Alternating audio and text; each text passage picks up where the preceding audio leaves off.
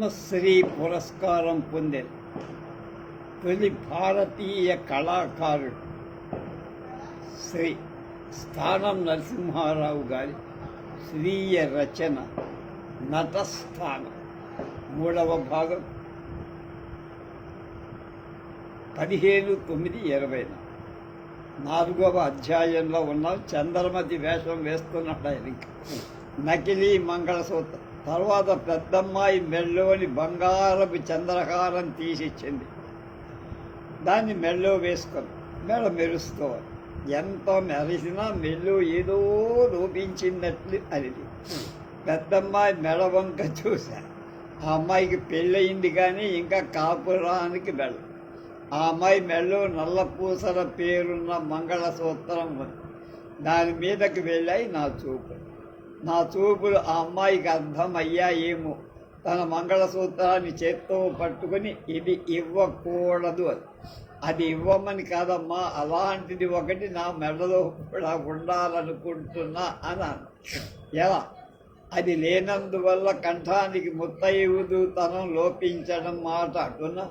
ఆ వేషానికి అది ఎంతో అవసరమని కూడా ఉందిగా లోపల కనబడుతుంది వాడు. లేకపోతే హరిశ్చంద్రుడు కాటిసేనులో చంద్రమతి యొక్క మంగళసూత్రం చూసి దేనికెవరినైనా విక్రయించి దానినెవరికైనా విక్రయించి నీ శృతిని శవదహనానికి ఇవ్వవలసిన డబ్బు ఇమ్మని అడుగుతా. కాటి సుంకం చెల్లించరాదా అనే పద్యాన్ని ఎలా చదువుతాడు? కనుక మంగళసూత్రం విధిగా ఉండాలి. ఈ విషయాన్ని కృష్ణయ్య గారి కబురు అది లేందే వేషం వెయ్యనని కూడా చెప్పారు. ఆయన ఏమనుకున్నాడు ఏమో, చక్కని సైకిల్ మీద బజారునకు ఎవరినో దాసరి వాళ్ళ అంగడి నుంచి నల్ల పూసల పేరు ఎత్తని మంగళసూత్రాలు తెప్పి వాటిని దారాల్లో సమంగా గుచ్చి మంగళసూత్రాలను తయారు చేశారు ఆ ఇద్దరు ఆడపిల్లలు. ఆ బిళ్ళలను నా కంఠం కిందగా కట్టుకొని దాని 2 కొనలు నా మెడ వెనక ముడేసు. నా అమాయకత్వం పిల్లల్లో పెళ్ళైన పిల్లే ముడేసింది పాపం. నా అమాయకపు పిల్లలు ఆ అమాయక పెళ్ళైన పిల్లే ముడేసింది. అప్పుడు నా మెడకు ఒక సతీత్వపు కళ వచ్చినట్టుగా కనుబొమ్మల మధ్య పైభాగంలో ఒక ఎర్ర చిన్న చొక్క బిచ్చు. అందువల్ల నా పాల భాగంలో నడి వయస్సులో గల ఇల్లాలితనం కనిపించాల. అది ఆధునికంగా నాజూగ్గా ఉండేది కానీ పెద్దతనాన్ని స్ఫురింపచేయ, పైగా దూరాన్ని కనిపించేదిగా లేదు. దాన్నే ఆనాటి దంబిడి అంత పెద్దదిగా దిద్దా. అప్పుడు నా ముఖానికి నిండుతనం వచ్చి. ఆ రోజుల్లో ఆడవేషధారులంతా చెవుల క్రిందుగా వేలాడే లోలాకులు కానీ జేగంటలు లాంటి చిన్న జూకాలు కానీ చెంప బావులీసులు కానీ పాత్రల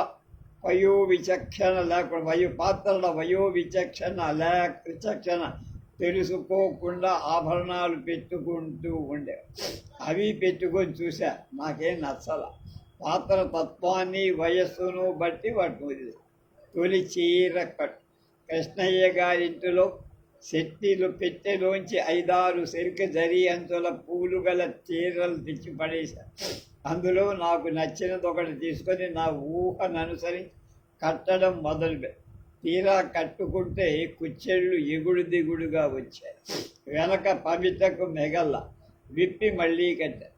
పమిటైతే వచ్చింది కానీ అది నడుం చుట్టూ తిరిగి ముందుకొచ్చేట్లుగా జారల. కుచ్చెళ్ళు కూడా మడతలు కొన్ని వెడల్పు కొన్ని సందంగా వచ్చా అని మళ్ళీ విప్పది. పక్క గోడకు తగిలించబడ్డ రవివర్మ బొమ్మ పద్మలో లక్ష్మిని చూస్తూ మళ్ళా కుచ్చెట్లు మడత పెట్టు దోపుగా. ఈ మారు చక్కగా కుదే కానీ అద్దంలో చూసుకుంటే జగనం పీలగా తేలిపోయి. రవివర్మ బొమ్మలో లక్ష్మీ జగనం లావుగా నడు సన్నగా కనిపించి ఆలోచించా. మళ్ళా చీరంతా విప్పేసి కృష్ణయ్య గారి పిల్లలు నా చీర చుట్టే ప్రయత్నానికి ముందే భోజనం చేయటానికి వెళ్ళిపోయారు.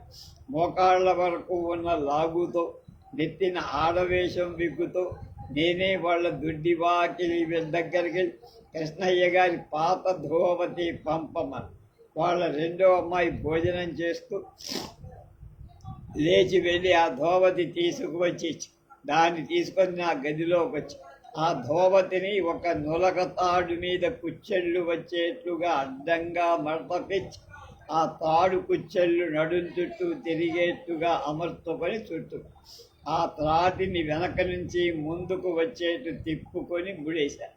అప్పుడు అది మోకాళ్ళ పైకి వచ్చిన చిన్న రంగాలా అయ్యింది. ముందుకొచ్చి వాటి అంచులను మోకాళ్ళ మీద నుంచి వెనక్కు తిప్పుకొని ఒక సైకిల్ కట్టుగా మోకాళ్ళ మోచెప్పల పైకి కట్టుకో దానిపైన మళ్ళా చీర చక్కగా కుచ్చెళ్ళు మడత పెట్టి దోపుకొని కృష్ణయ్య గారి భార్య పెట్టుకునే బంగారపు వడ్డాణాన్ని నడుంకు పెట్టా. వెనక కొంచెం పొడుగ్గా ఉన్న పమిటను పిరుదల మీదుగా దాని అంచు తిప్పి ముందు భాగపు వడ్డాణంలో ఓ పక్కగా దూపా. అప్పుడు నా నడుము సన్నంగా జగనం లావుగా రవివర్మ బొమ్మను పోలి రమ్యంగా ఆకర్షణీయంగా నా వేషం కనిపించి ఆ పిల్లలిద్దరూ భోంచేసి నా వద్దకు వచ్చి చూశారు. ఇప్పుడు బాగుంది అన్న వారి మాటలు వినగానే నాకు నిజంగా స్త్రీత్వం వచ్చినట్టుగా కొంచెం సిగ్గుపడ్డా. ఆ సిగ్గులో నాకు తెలియకుండా వచ్చిన వయ్యారాన్ని వాళ్ళు గమనించి అయ్యో అంటూ నోటికి చేతులు అడ్డు పెట్టుకొని నాకంటే మించిన సిగ్గుతో నవ్వుకుంటూ బయటికి వెళ్ళిపోయారు. ఆ చీరకట్టు, ఆ తలకట్టు ముడి, దానిపై అమర్చిన పూల చెండు, కాసంత కుంకం బొట్టు, మెళ్ళు నల్ల పూసల మంగళసూత్రం అన్నీ ఏకమై ఒక నడి వయస్సు గల గృహిణీత్వాన్ని రూపొందించి ఈ రూపానికి కారణం ఊహిస్తున్నా. అదేమంటే అప్పటి నా వయస్సులో చూసిన పెద్ద ముత్తైదువుల కట్టుబాటు, ఆ పాత్రతత్వాన్ని స్థూలంగా అర్థం చేసుకున్న నా భావం, నా చిత్రలేఖన అనుభవం ఏకమై అలాంటి రూపానురూప సతీత్వానికి కొంత ఉపయోగం. నటుడు ఏ రకపు వేషాలు వేయాల్సి వచ్చినా ముందుగా ఆ నాటకంలోని పాత్రల తత్వాలకు అనుగుణ్యమై దేశకాల సమయ సందర్భాలలో వయస్సును అనుసరించి వేషధారణ ఉండాలన్న భరతముని ఆదేశం నాకు తెలియకుండానే ఆనాడు నాలో బీజాంకుర దశలో ఉండిపో. లేకపోతే నా వేషధారణకు అంతటి శ్రద్ధ కలిగేదేం కాదమ్మా. తర్వాత చీరకుచ్చెళ్ళు కాళ్లకు సంబంధాలు పడతాయేమని అటు ఇటు నడిచి ఆ నడకలో నాకు తెలియకుండానే వయ్యారం వరకు నా వేషం నాకే ఆశ్చర్యం, ఎంతో చెప్పలేనంత భయం కూడా కలిగి అలా నడుస్తూ ఆ ఇద్దరు ఆడపిల్లలు గది వెలప చీకట్లో ఉండి చూస్తున్నారు కాబోలు పక్కపక్క నవ్వుతూ వాళ్ళ ఇంట్లోకి పరిగెత్తేశారు. కొద్ది క్షణాల్లో వాళ్ళ అమ్మని పిలుచుకొచ్చి నన్ను చూపించి ఆమె నన్ను చూసి నివ్వెరపోయి ముక్కు మీద వేలేసుకొని ఒక క్షణం చూసి పూర్వకాలపు ముత్తైదుగా అనుకుందో ఏమో చప్పున లోపలికి పోయి గుప్పెట్లో ఉప్పు తీసుకొచ్చి నా చుట్టూ తిప్పి దిగదుడుగు పెట్టి అవతల పారేసి ఆ సాయంత్రం సుమారు 6 గంటలకు ప్రారంభించిన నా వేషధారణ పూర్తయ్యేటప్పటికే రాత్రి 9:30 దాటిపోయింది. నాటకశాల ప్రవేశం. కృష్ణయ్య గారు ఎప్పుడో భోంచేసి హాల్లోకి వెళ్ళారు. నేను వేషం దిద్దుకుంటున్నప్పుడు చీకట్లో చూసి వెళ్ళాడు. ఇక వారింట్లో మిగిలింది కృష్ణయ్య గారి తల్లి, ఆయన భార్య, ఆ ఇద్దరు కూతురు. వీళ్ళంతా భోజనాలు ముగించుకొని ఇల్లు సర్దుకున్నారు. కృష్ణయ్య గారు కప్పుకునే ఎర్ర శాలువ నా ముసుక్కు ఉపయోగించారు. అంతా కలిపి నాటకశాలకు బయలుదేరే ముందు కృష్ణయ్య గారి భార్యకు ఆయన తల్లికి పాదాభివందనం చేసి వారి ఆశీస్సులు పొంది బయలు. ఆ చీకట్లో ఎవరూ నన్ను గుర్తించల. కానీ కృష్ణయ్య గారి హాలు వెనక్గా మాకు కనిపించి నన్ను గుర్తించారు. వారు ఇలా అన్నారు, ఇందరు ఆడవారిలో నీ ఒక్కడివే ముసుగు వేసుకుంటే ఆ ముసుగు ఎవరా అని నిన్ను పరీక్షగా చూస్తారా, కనుక ముసుగు పూర్తిగా తీసేసి మా వాళ్లతో కలిసి వెళ్ళు, నేనెవడు ఫలానా అని గుర్తించరు అన్నా. ముసుగు తీసేసి వారిలో చిన్న అమ్మాయికి ఇచ్చేసి కృష్ణయ్య గారు మాకు దారి చూపగా ఆయన వెంట నాటకశాల వెనక ద్వారం గుండా రంగస్థలం ప్రక్కన భాగంలో చేరారు. మా కోసమే కాబోలు ఒక మూల కొద్దిపాటి వెలుతురు ఒక పొడిగాటి బల్ల వేసి వెళ్ళి దాని మీద కూర్చొని కృష్ణయ్య గారి తల్లి గారికై ఒక కుర్చీ తెప్పించి మా పక్కనే వేయించారు. ఆమె కుర్చీలో కూర్చోలేదు, మా బల్ల మీదనే చివరి పక్కగా కూర్చొని ఆ తల్లి కోరిక మీద ఆయన భార్య ఆ కుర్చీలో కూర్చొని మాకెదురుగా దాదాపు 5-6 గజాల దూరంలో ఒక పెద్ద లస్టర్ దీపం పైనుంచి చాలా కిందకు వేలాడగట్టబడి వెలుగుతుంది. దాని చుట్టూ పాత్రధారులు కొందరు కూర్చొని వేషాలు వేసుకున్నారు. 2 మతంగ కన్యలు కలహకంఠి వేషాలను పురుషులే వేస్తున్నారు. విశ్వామిత్ర, హరిశ్చంద్ర, సత్యకీర్తి, నక్షత్రకుల వేషాలు పూర్తయిపోయాయి. మమ్మల్ని కూర్చోబెట్టి వెళుతున్న కృష్ణయ్య గారు హరిశ్చంద్ర వేషధారి హనుమంతరావు గారికి కనుసైగ చేసి బయటికి వెళ్ళిపోయారు. అప్పుడు హనుమంతరావు గారు మెల్లగా లేచి మా వద్దకు వచ్చి నన్ను చూసి ఒక్క క్షణం ఆశ్చర్యపోయినట్టు నిలబడి తర్వాత పరామర్శించారు. నా బిత్తర చూపును గమనించి మరేం భయపడకు, వేషం బాగా ఉందిరా అని నా బీపీన చెయ్యి వేషపోయి ఉన్న వాళ్ళని చూసి ఏమనుకున్నాడు ఏమో చప్పున చెయ్యి దించుకొని చిరు నవ్వుతూ వెళ్ళిపోయాడు. చంద్రమతికై వేషధారుల ప్రతీక్ష. అక్కడ కూర్చోండి, వేషాలు వేసుకున్న వారికి ఇంకా చంద్రమతి రాలేది అనే అనుమానం క్షణానికి పెరుగుతూ వచ్చి దానికి కారణం ఒకటి ఉంది. అదేమంటే చంద్రమతి వేషధారణకు ఊరంతా గాలించినా ఎవరూ దొరకలేదని.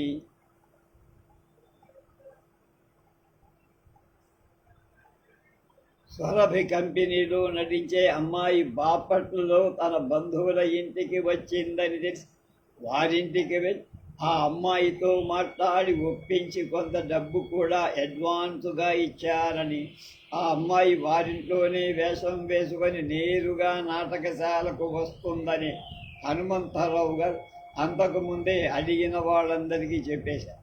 అందుచేత ఆ వేషధారులు అద్దాల్లో తమ ముఖాలు దిద్దుకోవటం కంటే గేటు గుండా లోనికి వచ్చే వాళ్ళనే చూడటం ఎక్కువైపోయి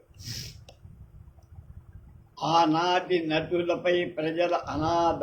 ఆ కాలంలో ఒక సురభి కంపెనీలో తప్ప స్త్రీలు నాటక రంగంలో వేషం ధరించేవాళ్ళు కాదు. అసలు ఆనాటి నటులే సంఘంలో ఈనాటి గౌరవం కానీ ఆదరణ కానీ ఉండేది కాదు. వారేదో తప్పు చేసినట్టుగా చూడబడుతూ ఉండేవారు. అంతేనా? ఏ సురభి కంపెనీ స్త్రీ అయినా నాటకంలో నటించటానికి వస్తే అదెంత ధైర్యస్తురాలు, ఎంతటి జాను అయి ఉంటేనే తప్ప పరాయి మగవాడితో కలిసి తను భార్యగా నటించడం నీతి నిజాయితీ గల ఏ ఆడది చేయదని ఆనాటి వాళ్ళ నమ్మకం. ఆ నమ్మకంతోనే కొందరు స్వార్థపరులైన నటులు ఆ అమ్మాయి రాక కోసం వంకర చూపుడు చూస్తూ వ్యంగ్యంగా మాట్లాడుకుంటూ నవ్వుకో. ఈ నవ్వులు ఒక విధమైన వెక్కిరింతగా నా మనస్సుకు తోచి అవమానం, భయాలు పేరుకున్నాయి. కలతబడుతూ కూర్చు. నిజానికి ఆ నాటక సభ్యులంతా గౌరవనీయులు, సనాతన ధర్మ అభిమానులు, మొత్తం మీద మంచి బుద్ధి కలవ. వాళ్ళని రోజూ చూస్తూ ఉండేవాడినే కదా. నాకు బాగా పరిచయస్తులే, కానీ వేషధారులలో నా వంతు స్త్రీపరంగా కావటం వల్లను, అదే మొదటిసారి కనుక భయం వల్లను వారి సంభాషణ, వంకర చూపులు, ప్రవర్తన నన్ను కొంత కలత పెట్టాయి. దూరి వెంకటేశ్వర్లు గారు తన ఫిడేల్ మీద వాయిస్తూ పాడిన ఎంత వారలైనా కాంతాదాసులే అన్న త్యాగరాజస్వామి వారి పాట జ్ఞాపకానికి వచ్చి కొంత సరిపుచ్చుకొని ఆ వేషధారుల ప్రతీక్ష మేము కూర్చున్న వైపునకు కూడా మళ్ళీ నా పక్కన కూర్చున్న వారిలో నేనే పౌడరు వేసుకున్న వ్యక్తిని కావటం వల్లను, అందరికంటే నా రూపమే ససిగా కనపడటం వల్ల వారి ప్రతీక్ష నన్నే పరీక్షిస్తున్నట్టండి. అందులో ఒకరిద్దరు స్టేజిలోకి వెళ్ళి ఏవో పనులు చక్కబట్టే వాళ్ళలాగా వచ్చేటప్పుడు మా ముందుగా వెళుతూ కృష్ణయ్య గారి తల్లికి భార్యకు దండాలు పెడుతూ నన్ను యగాదిగా చూసి వెళ్ళారు. నేను ధరించిన వస్తువులు అచ్చరు బంగారం కనుక కంపెనీ వారు ధరించే చెగులోలాకులు లేకపోవటం వల్ల దూరపు లస్టర్ కాంతి నా మీద మసకగా పడటం చేత నన్ను వాటిని వాళ్ళకి పట్టివ్వదు. ఇక వారి ఆలోచన కొంత ఇంగ్లీష్లో కొంత తెలుగులో సాగిన వ్యంగ్య సంభాషణ బట్టి నాకు తెలియసిన విషయం ఏమిటంటే, కృష్ణయ్య గారి సంసారంతో కూర్చున్న ఆ పచ్చనమ్మాయి అంటే నా వేషం స్వరభి పిల్లే అయితే ఆ శ్రోత్రియ బ్రాహ్మణులు ఎలా కూర్చోబెట్టుకుంటారు పక్కన. కనుక ఆ అమ్మాయి ఎవరో వారి బంధువులో స్నేహితులో అయి ఉంటారు అని వాళ్ళలో వాళ్ళు అనుకుంటూ నిర్ధారించుకున్నట్టుగా ఇక మా వైపు చూడటం మానేశాం. బతుకు జీవుడా, ఇంతలోనే ఒక పెద్ద మనిషి నడి వయస్సు గల తన భార్యను తీసుకువచ్చి మాకు దగ్గరలో ఒక పక్కగా కుర్చీ వేయించి కూర్చోబట్టి వెళ్ళిపోయి, ఆమె ఒంటరిగా కూర్చుండడం వల్ల లేక మంచి జరీ పూల సిరుకు చీర నగలు మెరుగా ధరించడం వలను లస్తర్ దీపానికి దగ్గరగా ఆమె పసిమి ఛాయ కనిపించడం వల్ల ఈమె చంద్రమతి వేషధారిని అయి ఉంటుందా అని కొంత పరీక్ష కొంత ప్రతీక్ష కూడా ఎదురు చూశారు. తర్వాత ఆమె తన భర్త రాగానే వాయంతో హాల్లోకి వెళ్ళి కూర్చుంది. తర్వాత ప్రదర్శన సమయం సమీపిస్తున్నందువల్ల వాళ్ళంతా వేషధారణలో నిమగ్నం. మాకు కొంచెం దూరంలో వేషాలు వేసుకుంటున్న వాళ్ళని నేను చూస్తూ కూర్చోను. అందులో విశ్వామిత్ర నక్షత్రక వేషధారులు తప్ప సేవకుడి దగ్గర నుంచి రాజు వేషం వరకు తలతలలాడే గాజు పూసల డ్రెస్సే వేసుకొని వీరి అనుచిత ఔత్సాహిక వేషధారణ వీరికే కాక ఆనాటి ప్రేక్షకులకు కూడా ఆనందదాయకంగా ఉండేది. మాతంగ కన్యల వేషాలను వేసుకునే ఆ ఇద్దరు కుర్రాళ్ళు ముందుగా చీరలు రవికెలు మాత్రం ధరించి ఆ చీరకట్టు వేషాల్లో వాళ్ళ క్రాపింగు పిలక తలను చూడటానికి మాకు అసహ్యం వేసింది. పైగా బీడీలు కూడా కాలుస్తూ పొగను వదిలేస్తుంది. పాత్రధారులు చుట్ట పొగ పీల్చరు. స్త్రీ వేషధారులైన పురుషులు ఎంతగా బీడీలు సిగరెట్లు తాగటానికి అలవాటు పడ్డవాళ్ళైన నాటకం రోజున మాత్రం తాక్కువ. అందులో స్త్రీ వేషధారులో ఉన్నప్పుడు అసలే తాకు. వాళ్ళని చూడటానికి అసహ్యం మాట ఎలా ఉన్నా ఆ పొగ పీల్చడం వల్ల వాళ్ళ గాత్రంలో బొంగురు శబ్దం వస్తుంది. అంతేకాక వారి గాత్రంలో ఏ కొద్ది మార్దవ శబ్దమన్నా ఉంటే దాన్ని అణచివేసి పరుషంగా పలి. అది నాకు బాగా బుద్ధి తెలిసి నటిస్తున్న కాలంలో స్వానుభవం వల్ల తెలుసుకున్న సత్యం. ఆంధ్ర నాటక రంగం యొక్క ప్రగతి పౌరాణిక నాటకాల నుంచి సాంఘిక నాటక ప్రదర్శనాలు అందుకున్న కాలం. కొందరు పురుష పాత్రధారులు రంగస్థలం మీదనే అభినయం కోసం సిగరెట్లు తాగడం క్రమంగా అలవాటైంది. దాని వాసన ప్రేక్షకుల్లోకి వ్యాపించకపోయినా కేవలం అభినయం కోసమే అలా తాగాల్సిన అవసరం కూడా లేదంటున్నారు. సాంఘిక నాటక ప్రదర్శనాల్లో ఏ పాత్రనైనా కథా సందర్భాన్ని బట్టి ఒకవేళ ఆ పని చేయాల్సి వస్తే దాన్ని సూచన మాత్రంగానే నటించడం కొద్దిగా సహించతగి. ప్రేక్షకులలో చుట్టా సిగరెట్టు వాసన కానీ పీల్చే అనుభవానికి కానీ అలవాటు పడని వాళ్ళు ఉండొచ్చు. కనుక ఆ అభినయం వాళ్ళకి అసహ్యాన్ని కలిగించచ్చు. అది కాక రంగస్థలం పవిత్ర దేవాలయం వంటిదని భావించేవారు. ఈ రకమైన చర్య నటన మీద ఉండే గౌరవ అభిమానాలకు తగ్గిస్తుంది అనేటువంటిది కూడా. రంగస్థలం దేవాలయం వంటి దేవాలయంలోకి వెళ్ళిన వాళ్ళు కొందరు దేవాలయంలో మాత్రం చెత్తలు ఎందుకు కాల్చకూడదు, అగరు ధూపాలతో ఇది కూడా ఒక ధూపమే కదా, అన్ని ధూపాలను సూచించి ఆస్వాదింపజేసే భగవంతుడికి చుట్ట ధూపం ఎందుకు పంపు కొడుతుంది అని పలికే వాదం కూడా అక్కడ కట్టుబాట్లకు లోబడు లేక వాటిని అతిక్రమించే ధైర్యం చాలకు ఆ పని మాత్రం చెయ్యరు. దేవాలయమైనా దేవుడైనా మన సంకల్పానుసారంగా ఏర్పడినవి అవడం జీవితంలో మనకు అసహ్యమైన వస్తు సేకరణ విధానంలోనే అక్కడి దేవుణ్ణి అర్చిస్తూ ఉంటాం. మనకు సహ్యమైన అదొక విచిత్రమైన పవిత్రమైన మనం పవిత్ర ప్రదేశం అని మనం భావించడం వల్లనే భక్తులకు అక్కడ ఏకాగ్ర చిత్రం ఏర్పడుతుందని పెద్దలు. అలాంటిదే నాటక రంగం అని మనం నటించేవాడు పవిత్రంగా భావించాల్సి వస్తుంది. దేవాలయంలోని అపవిత్రతను, అసహ్యతను సంఘం ఎలా సహించదో అలాగే నాటక రంగ స్థలం మీద అసహ్యత, అసభ్యత కూడా రసజ్ఞ ప్రేక్షకులు సహించరు. అందుకే భరత శాస్త్రకారుడు ఆ కాలపు ప్రజా మనస్తత్వాన్ని, ఆచారాలను అనుసరించి భోజనము, యుద్ధము, రక్తపాతము, చుంబన ముద్దు, సావులు మొదలైన కొన్నింటిని రంగస్థలాన ప్రదర్శింపరాదని నిషేధించారు. అందులో చుట్ట కాల్చడం అనేది ఆనాటి కాలంలో అలవాట్లలో ఎక్కకపోవటం వల్ల దీన్ని కూడా ఆ నిషేధాల్లో చేర్చి ఉండకపోవచ్చు. ఇప్పుడు ఆ కాలం ఆచారాలు మారిపోయాయి. నటులు స్వతంత్రులయ్యారు. చుట్టా, తాగుడు మొదలైన పనులు రంగస్థలాన ఆవరణలోకే వచ్చేశాయి. ఈ తప్పేమిటా అని ఆధునిక సంస్కారులు పట్టుపట్టరు. కానీ అది అందరికీ అంత ఆమోగ్యమైంది. ఏమైనప్పటికీ సాధ్యమైనంత వరకు నటులు రంగస్థలంలో అసహ్యకరమైన పనుల నిషేధాన్ని పాటిస్తూ ఉండటం మంచిదని భావిస్తాం. ఆ తర్వాత మాతంగ కంజల వేషధారులు ఒక్కొక్కరే విగ్గులు పెట్టుకుంటున్నారు. అందులో ఒక విగ్గుకు పాపడి బొత్తిగా కనిపించడం, పాతబడిన చింపిరి వెంట్రుకలు ఆ పాపిడి భాగాన అల్లుకొని పోయాయి. అవి పెట్టుకుంటే తలకు ఒక నల్లటి బొచ్చెను బోర్లించినట్టు ఉంటుంది. రెండవ వాడి విగ్గుకు వెనక భాగంలో పొడవైన వెంట్రుకలు మహా ఉంటే తలపై భాగం నుంచి ఒక అడుగు మాత్రమే ఉండొచ్చు. అయినా ఒత్తుగా లేవు. వాటిని జడవేశాడు. అదొక చుంచెలుక తోకలాగుంది. బాగా లేదనుకున్నాడు డ్రెస్ ఇచ్చే వ్యక్తి. పెట్టులో సవరం కోసం వెతికాడు. అదీ లేదు. వెంటనే ఒక నల్లటి పాత గుడ్డను అరంగుళాల వెడల్పునట్టుగా పొడుగ్గా 3 పేకలుగా చించాడు.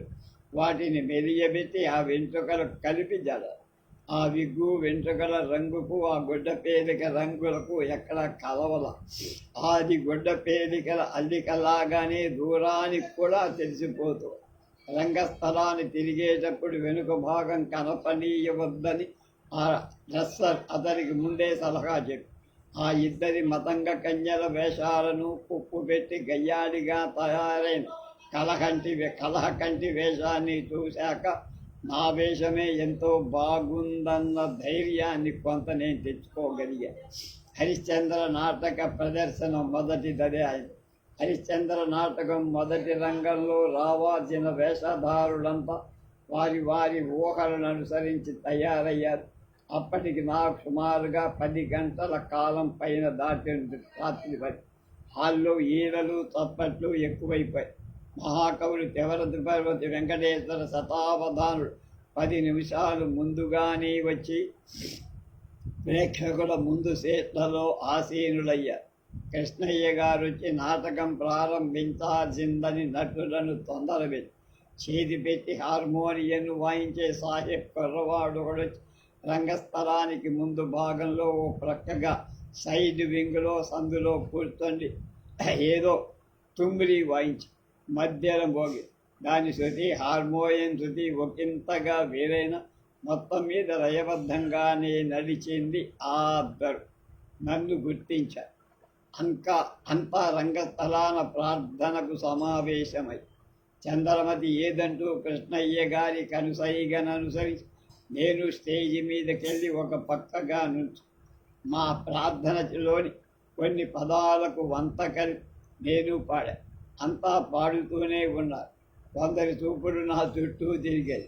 ఇక దాగలేక బిత్తర చూపులతో నేను వాళ్ళ వంక చూశా. ప్రార్థనై అంతా విడిపోయి లోపలికి వచ్చి నా చుట్టుముట్టి పరామర్శించారు. నేను ఫలానా కామరాజు వెంకటనారాయణ గారి మేనల్లుడని క్షణంలో అందరికీ తెలిసిపోయి, ఒరే నీ పట్ల ఎంత మారిపోయావురా, ఆడవాళ్ళలో కలిసిపోయావు కదరా, గుర్తుపట్టలేకపోయాను సుమా అంటూ వాళ్ళ అభిమాన పరామర్శంతా నా ముందే పలకబోసి నా భయానికి కొందరు సాహసించి నా వీపు తట్టారు. ఆ పట్టణంలో వారి వారి సరదా ఏమన్నా తీరిందేమన్నా నాకు తెలియదు. ఆదిలోనే అదరుటడు హంసబాదుగా తల ఎత్తారు. నాటకంలో మొదటి రంగం ఇంద్రుడి దర్బారు తీసేసి దాని తర్వాత వచ్చే హరిశ్చంద్రుడి అడవి వేట రంగంతో ప్రారంభం. ఇది వాళ్ళకి మామూలు. హరిశ్చంద్రుడు వేటకి వెళ్ళినట్టుగా అడవి రంగంలో ప్రవేశించారు. తరువాత ఆయన పోషణ పద్యాలు చదివారు. తర్వాత నేను చంద్రమతిగా తన కొడుకు లోహితాసుడితో రంగస్థల ప్రవేశం చెయ్యాలి. ఆ కుర్రాడితో ఒక సైడ్ వింగులో నుంచున్న నేను ప్రవేశించే సమయం వచ్చేది. గుండె దడ కొట్టుకోడు. అడుగు ముందు పడటట్ల నా రాకకు ఆలస్యం అవుతూ వచ్చింది. రంగస్థలం మీద హరిశ్చంద్రుడు దేవీ రమ్ము అన్నాడు. నేను ఒక అడుగు ముందుకు వేసి ఆగి ఆ సైడ్ వింగులోంచి కనిపించిన ప్రేక్షకులను చూసి వాళ్ళు నన్ను చూసి నాకు మతిపోయినట్టని అడుగు వెనక్కి వేశా. కాళ్ళు వణకై వాళ్ళకేదో మైకం కమ్మినట్టు. దేవీ రమ్ము, ఆలస్యం బది ఏవి అని గట్టిగా పిలిచాడు హరిశ్చంద్ర. నిట్టూర్పుతో గుండె బరువెక్కగా ముందడుగే వెయ్యలేక అప్పటికే 2-3 నిమిషాలు ఆలస్యం అయిపోయి. నా వెనకనే నిలుచున్న కృష్ణయ్య గారు నన్ను ముందుకు ఒక నెట్టారు. ఆ నెట్టుడితో 2-3 అడుగుల్లోనే రంగస్థలానికి వచ్చేశాను. ఆ రావడం మామూలు నడకలో కాదు. కాలికేదో రాయి తగిలితే ముందుకు పడబోయినట్టుగా కొంచెం తూలి నిలతొక్కుకొని జనం గుళ్ళునన్నారు. ఆ నవ్వడం నా తప్పుడు అడుగుకో లేక నా వేషానికో తెలియదు. అది నన్ను అల్లరి పెట్టటానికే అని మరింత భయంతో కుంగిపోయా. నా పరిస్థితి గమనించిన హరిశ్చంద్ర పాత్రధాని ఆ గోడను కాస్త సద్దు మణగనిచ్చి నా దగ్గరకు వచ్చాడు. వీపు తట్టాడు. దేవి భయపడకు, ఇది అరణ్య ప్రాంతం. నేల ఎగుడు దిగుడుగా ఉండు. రాయిరప్ప కాలికి తగులుచుండు కనుక ముందు దారి చూసుకొని నిర్భయముగా నడువు అని ప్రేక్షకులు వినేట్లుగా తన స్వంత మాటలతో నా తూరుడు సమర్థించాడు. నా భయాన్ని కొంచెం తగ్గించి రంగస్థల ప్రవేశం అనంతరం 10 నిమిషాల వరకు నా కట్టే పోర్షన్ లేదు. మధ్య మధ్య ఏవో పొడి మాటలు సమాధానం ఉంది కానీ దాన్ని నన్ను అననివ్వల ఆ పాత్ర.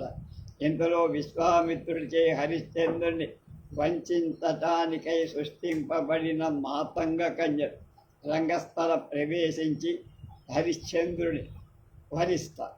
అతడు నిరాకరిస్తాడు. ఈ వార్తను తెలుసుకున్న విశ్వామిత్ర వేషధారి చిల్లర పున్నయ్య గారు ప్రవేశించి హరిశ్చంద్రుడిపై ఉగ్రుడై నిందానిష్ఠూరాలతో రౌద్రం ప్రకటించారు.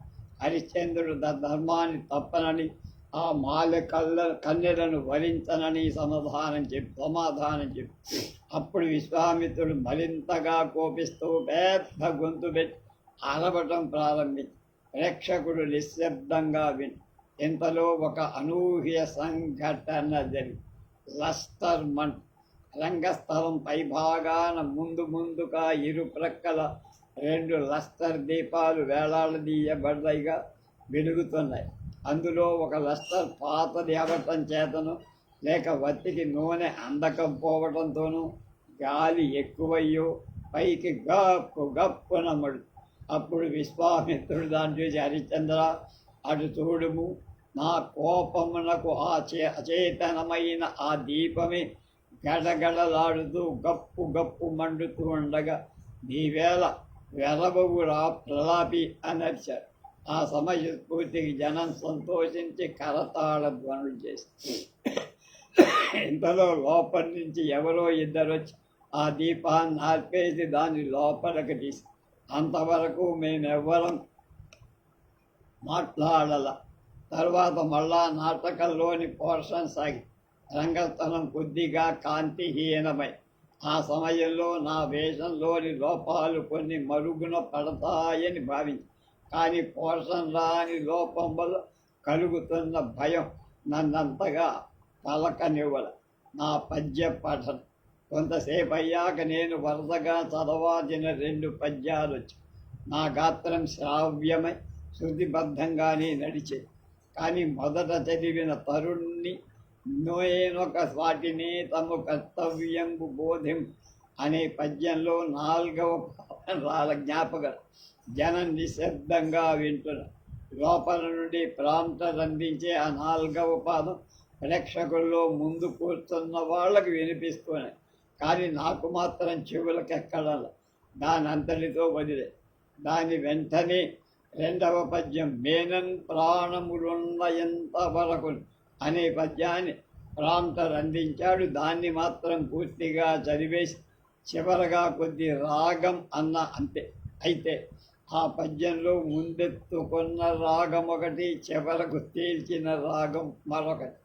ప్రేక్షకుల్లో ఎవరో ఒంటెదనానికి వరుస మోరన్న నేను మళ్ళా పాడలేకపోయా.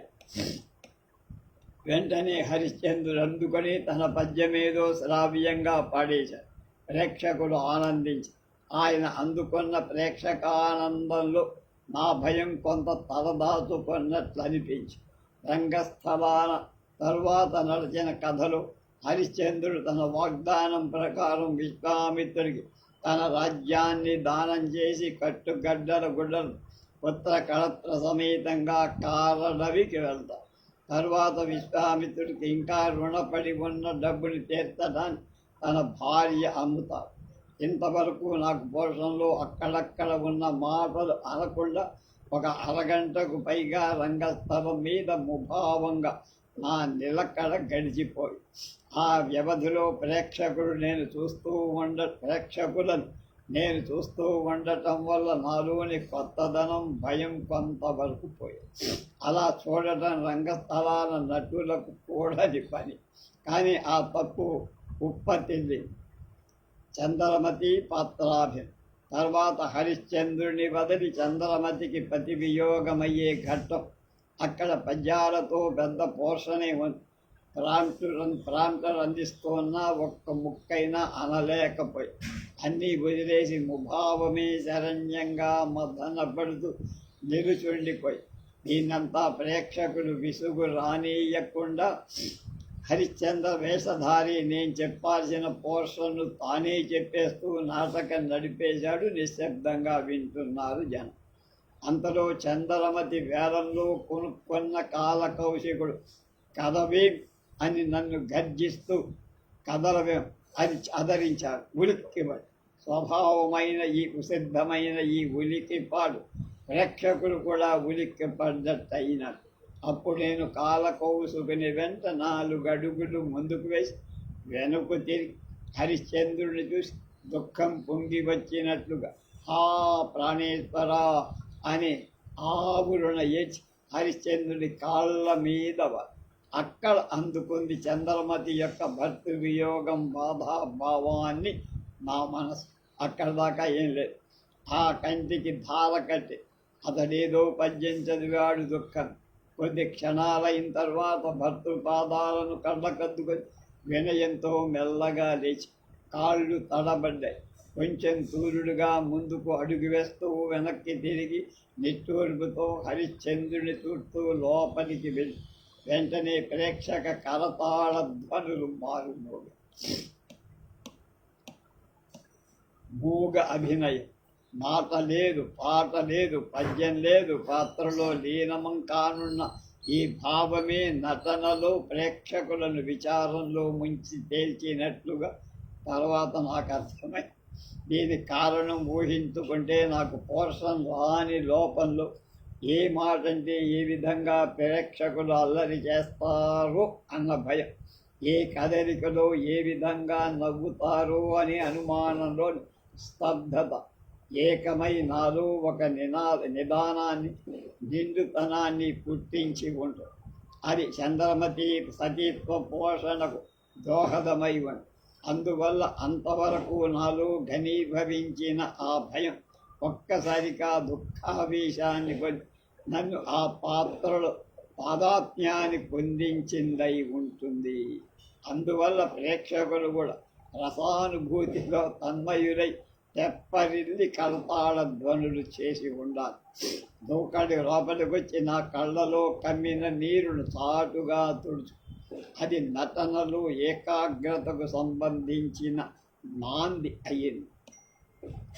ఆ నాంది ఒక సతీత్వపు నిదానాన్ని ఆ ఘట్ట నుంచి నన్ను ఆవహించి నాటకం ముగించేంత వరకు నడిపించి భయపడి నటులకు ఎంత మాత్రం రంగస్థలం మీద ఉంటే భయాన్ని నటించే సందర్భాల్లో తప్ప తదితర భావాలు నటించేటప్పుడు అది రసాభాసము. అది అన్ని విధాల నటుల భావ ప్రకటనకు బంధాలుగా పోర్షన్స్ జ్ఞాపకానికి రానివ్వ, ప్రాంటింగ్కు వినపడనివ్వ, అడుగు ముందుకు సాగినా అది తప్పటడుగేవు. మతిని బండబారి ఇక పైనిదంతా అయోమయమే అనే దాని ఆవేశదాలు. ఈ అయోమయ స్థితి వలన ప్రేక్షకుల దృష్టి ఆ వేషధారి యొక్క బాహ్య జీవితాన్ని విమర్శించేదవుతుంది, అసహ్యపరుస్తుంది, అల్లరిపాలు చేస్తుంది. ఇలాంటి స్థితి రానియకుండా నటులు ముందుగా ఎంతైనా జాగ్రత్త పడాల్సి ఉంటుంది. అదేంటంటే నాటక ప్రదర్శనకు ముందు అందులోని పాత్రధారు తమ స్వభావాలను వదిలేసి మర్చిపోయి పాత్ర భావాలను ఒక గురువు వద్ద విధేయతలతో అభ్యసించి ఆ అభ్యసించింది తప్పు కాని ఒప్పు కాని రంగస్థలంలో నిర్భయంగా దర్పంగా ప్రకటించి ఆ ప్రకటన అప్పటి ప్రేక్షకుల్లో ఆకర్షణీయము. తప్పుంటే తరువాత విమర్శకులైతే కావచ్చు, దాన్ని సరిదిద్దుకోవచ్చు. అలా దర్పంగా ప్రకటించినందువల్ల భయం ఆవహించిందని నా అనుభవరీత్యా క్రమంగా నేను అర్థం చేసుకోవాలి. కనుక పాత్రధారుడు ఈ భయాన్ని తన రిహార్సల్స్లో అభ్యాస క్రమాన ఆకళింపు చేసుకోవాలి. కానీ అది ఆనాడు వ్యక్తిగతంగా నా పట్ల వ్యతిరేకమైన నా పాత్ర పోషణకు కొంత ఉపయోగపడి అది నా చంద్రమతి పాత్ర సతీత్వానికి సాధుత్వానికి దోహదమైంది అంతే. ఆ భయంలోంచి ఎంతగా వెలికి వచ్చిన నా వేషధారణ స్త్రీ రూప స్వభావ కల్పన ఉండటం చేత దాని ఆకర్షణలో ప్రేక్షక ఆదరణాన్ని సహనాభిమానాన్ని సగానికి పైగా సంపాదించుకోగలిగి అందుచేతనే స్వభావ వేషధారణ యొక్క కుదిరికలోని ఆకర్షణ సగభాగం జయాన్ని సాధించినట్లే అవుతుంది అంటారు అనుభవజ్ఞులైన ఎవరైనా. నా ముందుగా వేషభాషలు బాగున్నాయా అంటారు, కానీ భాష వేషలు బాగున్నాయా అంటారు కదా. శ్మశాన రంగం తర్వాత హరిశ్చంద్రుడు కాటి కాపరిగా అమ్ముకు పోయాడు. వీరబాహుడికి చంద్రమతి పుత్రుడు లోహితాసుడు పాము కాటు వలన చచ్చిపోతాడు. ఈ వార్త విని చంద్రమతి ఉత్తర శోకంతో రాత్రి 3వ జామున తన కొడుకును వెతుక్కుంటూ శ్మశాన వాటికా రంగం ప్రవేశించాలి. ఆ చీకటిలో ఎలా వెళ్ళగలుగుతుంది అని ఆలోచించి ఒక ఆలోచన నేపథ్యంలో ఒక పక్కగా కాఫీ పెట్టిన పొయ్యిలోంచి ఒక కట్టె సంపాదించారు. దాని కొన చివర పాత గుడ్డ చుట్ట. అంత క్రితం దానిలో తెచ్చిన వస్త్రంలోని కిరసనాయిలు ఆ గుడ్డపై పోసా వెలిగి అదొక కాగడలా వెలిగి జడముడి విప్పేసి వెంట్రుకలు వెనక భాగాన జార్చేశా. కాగడ చేతిలో పట్టుకో ఆ వెలుగులో నా రూపానికి బీదతనం వచ్చినట్లుగా సంతోషం చేతి కాగడాతో కింద వెతుక్కుంటూ తల ఎత్తుతూ జలదమా సొంత మార్పదితి దోషమా ఎరుగువా నీవు నా లోహితుని జాడ అనే సీసపద్యాన్ని చదువుతూ రంగస్థల ప్రవేశం చేశా. అప్పటికే రంగస్థలాలు మెలుకుమంటున్న ఆ లస్టర్ కాంతిని అధిగమించిన నా చేతి కాగడా వెలుగులో నా ముఖభావాలు ప్రేక్షకులు ప్రస్ఫుటం చేస్తూ కొంతవరకు అది శ్మశాన వాటికగా స్మరింపచేశాయి.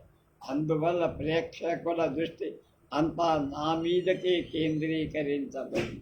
పద్యాన్ని పూర్తిగా చదివా ప్రాంప్టింగ్ ఆధారం, కానీ ముగింపులో అక్కడే పడి ఉన్న లోహితాసుని శరీరం చంద్రమతి కాలికి తగినట్లుగా ఉలిక్కిపడి పరికించా.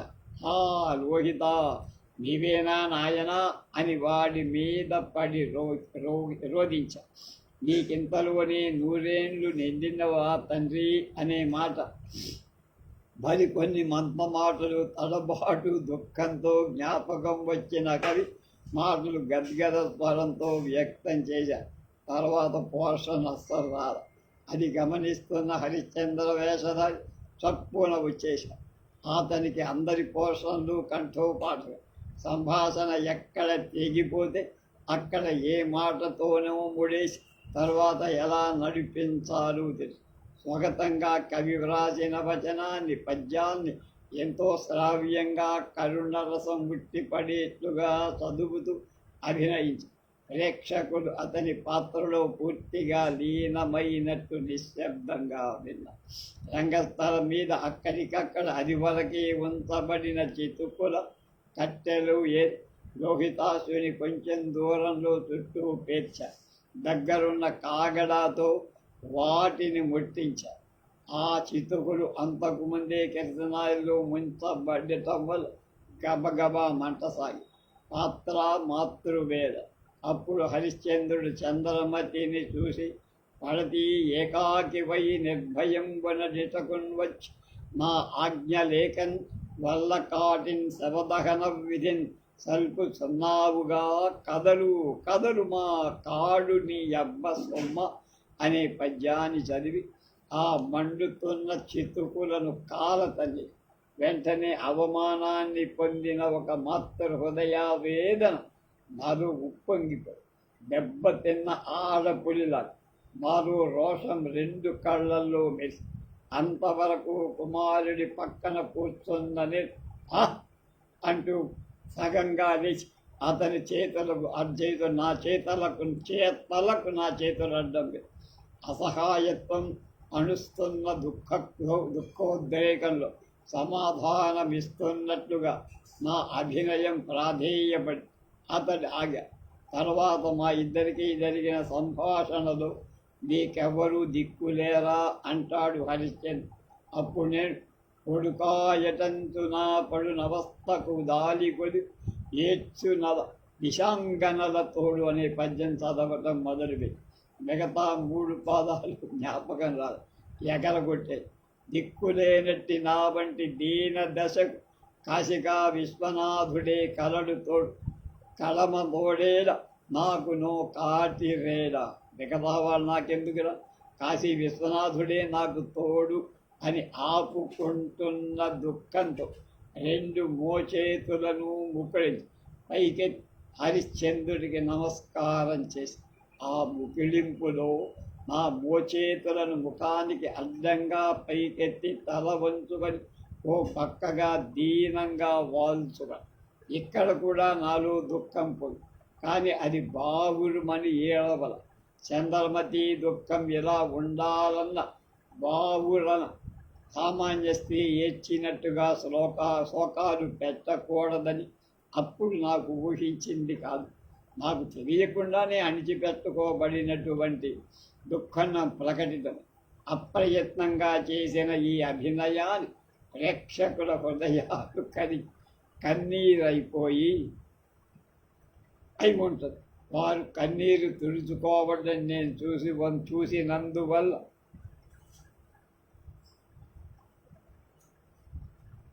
అనుకున్నా. సతీ సమాగం పతి సతీ పతి. తర్వాత హరిశ్చంద్రుడు దళమౌ పయ్యదలో అడుంగది మాంగళ్యంబు కాబోలు అడంగినది మాంగళ్యంబు కాబోలు ఏ వెలకైనంతగనమ్మి నీ సుతనకై వెచ్చించిన చల్లదే అనే పద్యాన్ని చాలా బాగా చదివాడు హరిశ్చంద్రుడు. ప్రేక్షకులు ఆ పద్యాన్ని 2-3 సార్లు చదివించారు. ఆ 2 పర్యాయాలు మాంగళ్యంబు అన్న తోట నా ఉలిక్కిపాటుతో పమిట సర్దుకోవటం జరిగింది. అప్పుడు నేనంటే చంద్రమతి భయాశ్చర్య దుఃఖ భావాలు అక్కడే వశిష్ఠ మహాముని వరప్రసాదం పైన నా భర్తకుందప్ప అంజుల ఖగోచరం పైన నా మంగళసూత్రమొక్క చండాలుని కంఠం బడినదేమి ఆహా ఈతండు నా పది హరిశ్చంద్రుడే అన్న నిశ్చయం నిస్మాయామోద విచార భావాలను గుప్పించటంలో గుప్పినట్లుగా నా ముఖంలో ప్రస్ఫుటం. ఇది కూడా ముందుగా నేను అనుకున్న భావ ప్రకటన కాదు, యాక్సిడెంటల్ అంటే అప్పటికప్పుడు. అంత క్రితమే పాత్రతత్వాన్ని అనుసరిస్తున్న నా మనస్సులో అలాంటి భావాలు పలికి ఉంటాయి అనుకున్నా. నేను కావాలని చేసింది కాదన్నా. ఆ తర్వాత లేచి అతని ఆకారం చూసి అనుమానంగా వెనుకంజ వేసి మంగళసూత్రం చూసుకొని అతన్ని నిశ్చయంగా చూస్తూ కొంచెం ముందు వెనకల తటపడాయిస్తూ వెరవాత అచంచలమైన నిశ్చితాభిప్రాయంతో ఆ ప్రాణపతి హరిశ్చంద్ర అతను ఉలిక్కిబడి నా వంక తేరిపార చూసి ఆ చంద్రమతి అని ఆశ్చర్య విషాదాల నిశ్చేష్టుడు. అప్పుడు నేను ఒక్క దూకున అతని దగ్గరికి వెళ్ళి నిలువెల్లా పరీక్షిస్తూ పసిడి మేడలలోన వసించు ప్రభువునక ఈ వల్లకాటి కనుసన్న ధ్వరల చేత పనులందుకొను మీక ఈ నికృష్టపు మాలవాణి సేవ అని మిగతా రెండు పాదాలు ఎగరగొట్టి శబల గీత పద్యంలో కనుల మీ ఎత్తి దుస్థితిని కనిన నాకు చావురా పొన్నది ఎంతని అదంతసింతు హా బుధజన మనశ్చకోర చంద్ర హా సార విద్యా ఫణీంద్ర హా హరిశ్చంద్ర అని రోధిస్తూ అతని కాళ్ళ మీద బారిపోయి ప్రేక్షకుడు కరతాళ ధ్వనుడు మిన్ను ముట్టించేది. ఈ ఒక్క పద్యానికి మాత్రమే నాకు షౌట్స్ వచ్చాయి. ఈ పద్యమైనా నాకు సరిగ్గా రాల. గీతంలో వెనక పాదాలు ముందు, ముందు పాదాలు వెనక పడి పాడైపోయాయి. అప్పుడు అతడు నిలువు గుళ్ళుబడి నిలబడి కొంచెం తూలబై నిలదొక్కుకొని అతని పద్యాలు చదివారు. దీన్ని తర్వాత నేను చదవాల్సిన పద్యాలు సరిగ్గా కంఠస్థం కాని కారణంగా పాదాలకు పాదాలే ఎగిరిపోయి వాటి అర్థాలను మాత్రం ఏవో పొడి పొడి మాటలతో ప్రకటిస్తూ ఆ ప్రదర్శనలోంచి బయటపడి ఆ పైన వ్రాసిన పద్యాల పాదాలు ఆ నాటకపు పుస్తకాన్ని ఈ చరిత్ర వ్రాసే కాలంలో దగ్గరుంచుకొని ఆనాడు నేను చేసిన తప్పులు జ్ఞాపకానికి అందింత వరకు తెచ్చుకొని వ్రాస్తున్నా. తిరుపతి వెంకటేశ్వరుడు ఆశీస్ హరిశ్చంద్ర ప్రదర్శన ముగిసింది.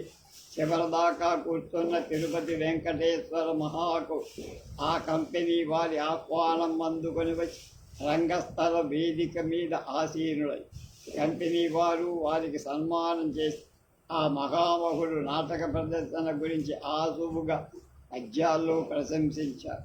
నన్ను గురించి ప్రత్యేకంగా ప్రశంసిస్తూ ఆసువులో ఆశీర్వదించి ఆ పద్యాలు ఇప్పుడు నా జ్ఞాపకం. వారి మహదాశీర్వద వచన బలమే నా నాటక జీవిత అభ్యుదయాన్ని అన్వేషణ గాంధీవచనమై తదనంతరం నా భావి నాటక రంగంలో కీర్తి ప్రతిష్టలు లభించి ఉన్నాయి అంటే అవన్నీ ఆ ఉపాసనా పరుల మహాసి ప్రభావమే అని ఈనాటికి గట్టిగా భావిస్తూ వారి దివ్యాత్మలకు నా మనఃకుసుమాంజలి ఘటిస్తూ ప్రేక్షక అభినందన. వారి సన్మానం తర్వాత ప్రేక్షకుల్లో చాలామంది లోపలకు వచ్చి ప్రత్యేకంగా నన్ను అభినందించి ఆ మహాకవుల శిష్యుల్లో ఒక పండిత్ పోషణ కనుక బాగా వచ్చి ఉంటే నాయన నీ పాత్రాభినయం ఎంత బాగా ఉండేదో అని నిట్టూరిస్తూ మెచ్చుకొని మా మామం లోపలికి రాదు. బహుశా కృష్ణయ్య గారి ఆయన్ను రానియకుండా చేశారో లేక మా మామి గ్రహించుకున్నాడో నాకు తెలియదు. నాటకమైపోయిన తర్వాత కూడా ఆయన నాకు కనిపించి ఆనాటి సంవత్సరం క్రితమే నా వివాహం జరిగిపోయింది కనుక నాటకమైన తర్వాత ఆ కొద్ది భయం కూడా నాలోంచి అంతరించిపోయి, అంటే మామగారంటే భయం కోసం రాక నేను అన్ని తప్పులు చేసిన ఆనాటి ప్రేక్షక ఆనందానికి అభినందనకు రెండు కారణాలు ఉన్నాయి. ఒకటి నా జన్మాంతర సుకృతం, రెండవది నా వేషధారణకు ఉపయోగించిన నా చిత్రలేఖన అనుభవం. రేపు అలభ్య స్త్రీ వేషధారు, అలభ్య స్త్రీ వేషధారుల గురించి రేపు చెప్తారా తెలుసు.